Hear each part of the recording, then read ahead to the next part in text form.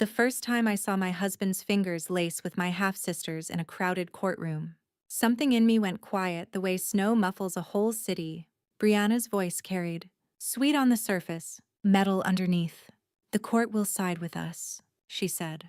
Chin tipped like a princess claiming a throne she didn't earn. Behind her, my father, Richard, and his second wife, Yvonne, stood with the relaxed faces of people who think the ending is already written.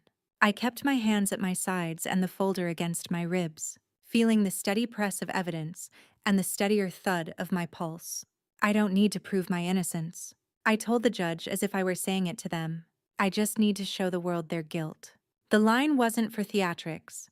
It was a boundary built from 1,000 small cuts that finally scabbed into resolve. I used to believe you could love a family into fairness. In Fargo, where the horizon is so wide you think you could stretch yourself enough to reach everyone.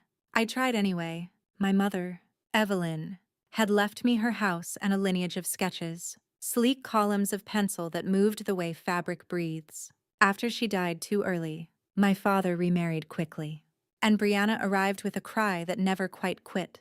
Yvonne called me the big sister like it was a job title with no pay. If milk spilled, it was my fault. If Brianna threw a tantrum, I hadn't soothed right. At dinner, the praise curved around the table and landed only on the child in ribbons. I learned to eat the silence like bread. There was one dress I kept in tissue, the sky blue sample my mother stitched when she was dreaming in florals. I found it once on my bedroom floor, seams gaped by careless hands, little flowers shredded under a heel print. Brianna, 14 and bored, shrugged. "It's just a dress." Yvonne's mouth sharpened into a knife. "Why didn't you keep it safe?" "Mara." My father nodded along, a metronome for blame.